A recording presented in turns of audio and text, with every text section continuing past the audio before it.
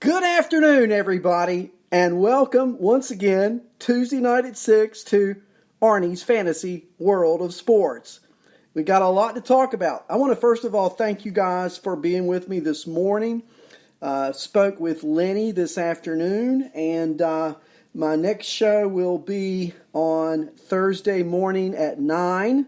Lenny is not going to be able to make that show. He's asked me to fill in for him, so I look forward to being back on the air with you at 9 on Thursday morning. Of course, after my show tonight, my good buddy, my best friend, I tell you, he's a Cubs fan and he's a great guy, Phil Chaplin. He'll be with you at 7 on Chappie's Chat, and then at 9, Chappie and I are back together again, Hall & Oates, right? It's a song. Go listen to it. We'll be back on again tonight at 9 o'clock to talk fantasy baseball. So we got to get right into it. I got some great breaking news, and that's from Aaron Boone after the Yankees' first game of the day-night doubleheader. The Yankees and Mets. We're going to spend right much time on Yankees-Mets this afternoon because it's the only show in town so far today. Plus, you heard from me this morning, so, you got to have new material. I've got plenty of new material, but a good little chunk of it's going to be talking about the Yankees this afternoon. So, it's Yankees and Mets. It's Masahiro Tanaka, the new dad, right? Let's hear it for Tanaka. He's a new father.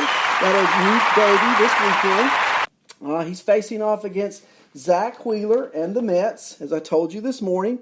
And both pitchers are sort of coasting through the first, and then we get to the bottom of the second inning. And in the bottom of the second, Morales comes up for the Yankees, and let's see, he's going to single to left field on an opposite field hit and drive in the game's first run. Served to left field. That is going to be a base hit. That'll get in Gregorius. An RBI single for Morales, and the Yankees lead 1-0. You see Morales go down and cover this pitch that was meant to be inside. It runs to the middle away part of the plate. And the best part of him there was getting the launch angle, getting it to the outfield grass. Once he gets it over the infield, that's an RBI. Because Didi's going to easily score. And that put the Yankees on top. But the Mets, they are a determined group, those Metropolitans. They go up 4-2, okay? And the Yankees are batting in the fourth inning. And up comes Ursula to bat, with the Yankees behind by a score of 4-2. Let's see what happens when Ursula comes to bat. High drive, left field. Going back is Davis, turning, looking, see ya! A two-run home run for Ursula. Davis tied at 4.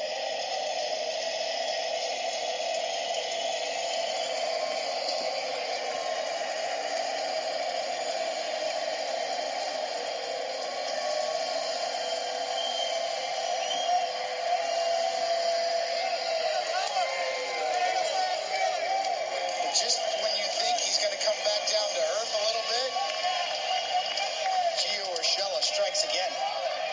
And Urshela then knots the score at 4. It didn't stay tied very long, though, because Luke Voit comes out with 2 out and 2 on in the bottom of the fourth. The game tied at 4, and lightning strikes. Driven deep to left field. Turning and looking at Davis. See ya! A long home run for Voit. Into the bleachers. A 3-run shot. It is 7-4 Yanks. Oh, that Voit is a joy. Did he ever hit a home run over the grandstand into the bleachers? Voit, this one to Detroit. Well, I got out of wow. Not only that, but the energy on the bench that he brings. So Voit puts the Yankees up to stay. That home run off Zach Wheeler, that would do it for Wheeler. The Yankees weren't done, though. They would go on and tack on some more runs. And 2 more came in the 8th off the bat of the great one. Yes, the great Gary Sanchez. Driven deep to left field. There it goes. See ya. A long home run for Sanchez. A 2-run blast. 12-5 Yanks. 91 home runs. Right on cue.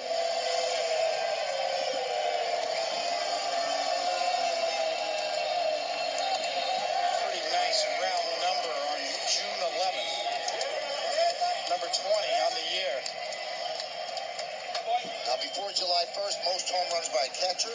Pudge Rodriguez, 23 in 2000. Rudy York, 20 in 1938. Gary just tied Rudy York. Just hits the ball so hard. Yeah, you talk about Aaron Judge. You talk about some of the exit velocity kings in the game. Pete Alonso. Well, Gary Sanchez is right there with anybody. Just a laser.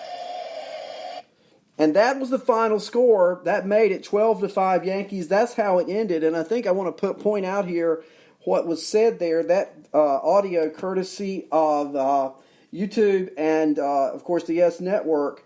But Gary Sanchez already has hit 20 home runs. Here it is, June the 11th. Okay? The record for catchers by July 1st, Pudge Rodriguez for Texas hit 23 by July 1st, and Rudy York hit 20 in 1938 by July 1st. Okay, it's 20 days away. So can Sanchez hit 3 to tie Pudge?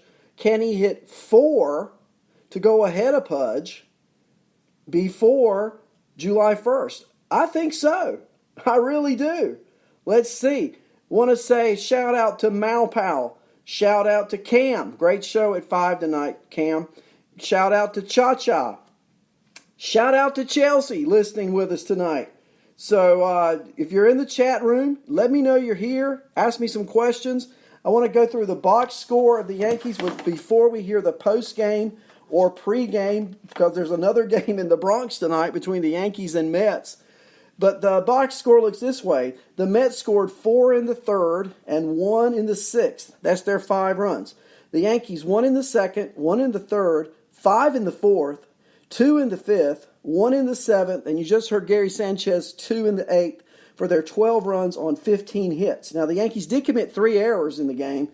Didi Gregorius, I think his bat, yo, Phil Chappie, I will be off. I am live. I am feeling good. The Yankees won this afternoon. You be ready at 7 because we're going to talk about it. Jack, good to see you. Shout out to you, buddy. Is Aaron Hicks getting hot? We're getting ready to talk about that right now, okay? LeMahieu, 0 for 5 today. A strikeout. He's now hitting .314 on the season. Aaron Hicks doubled. His third double of the year off Font. And I think Hicks is probably getting hot, Jack. He looked good in the batter's box. He turned on the ball well. Of course, he's not as hot as the third hitter today, Luke Voit, who went 1 for 4 with that big home run, 3 RBIs, 2 runs scored. He walked. Now, the thing with Voit, you can get your strikeouts. He struck out 3 or 4 times, but he also hit that 1 home run. He's hitting .263 on the year. The cleanup hitter today, Gary Sanchez, 2 for 5 with that big home run in the 8th inning. 3 RBIs. He's hitting .264. Didi Gregorius batted 5th today, went 2 for 5. .429 average. Yes, he did. Now, errors today. Sanchez made a fielding error. Gregorius made a throwing error. Morales had a ball thrown to him at first base. He was stretching to catch it and just didn't catch it. Okay? So, Kendrys Morales can DH. He can pinch hit. But he's not much of a good first baseman. Okay? If you didn't see that. Good afternoon, Royals 29. Boom. Love it. Love you guys being in the chat room. Give me some feedback. Frazier went 1 for 4. As I said, Morales, he went 3 for 5 in game 1. Urshela, 3 for 4 with 4 RBIs. He's now hitting .320 on the year. And if I'm a fantasy player and Gio Urshela is available, pick him up. What you waiting for? He's doing great job at third base.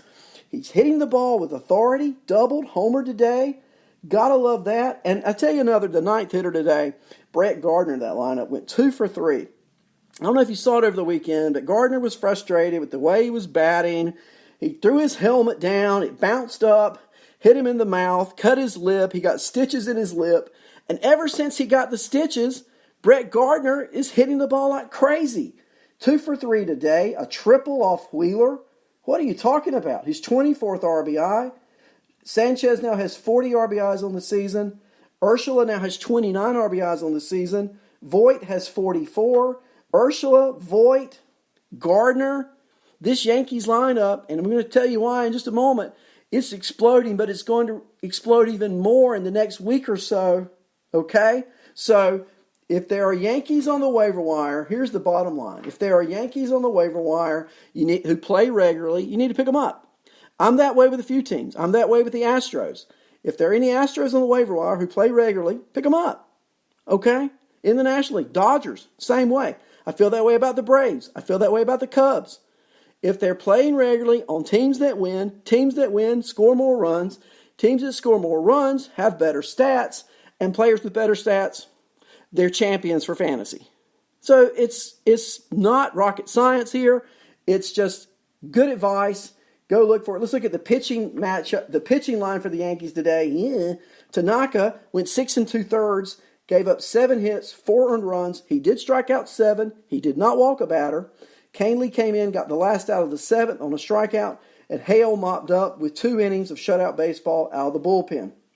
Tanaka threw 101 pitches today. 74 of those were for strikes. For the visiting Mets, who they'll begin game 2 now at about 7:05 tonight, okay?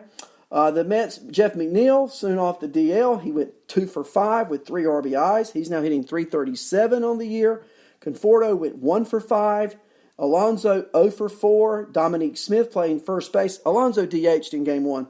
Look for that to switch probably in the second game. Yeah, it does make too much sense. You're right, Royals 29. Give me players who play on winning teams, and I'll give you players with good statistics, right? It's just that simple. Frazier went 0 for 4. Davis went 1 for 4. Rosario 1 for 4. Nito 2 for 4, the catcher, and Lagares 1 for 4. So the Mets spread their hits out fairly well. Dominique Smith hit his 6th double of the year. McNeil hit his 3rd home run of the year off Tanaka with 2 on. So, error-wise, the Mets made 2 errors. Frazier made a throwing error. Rosario made his 11th fielding error of the year.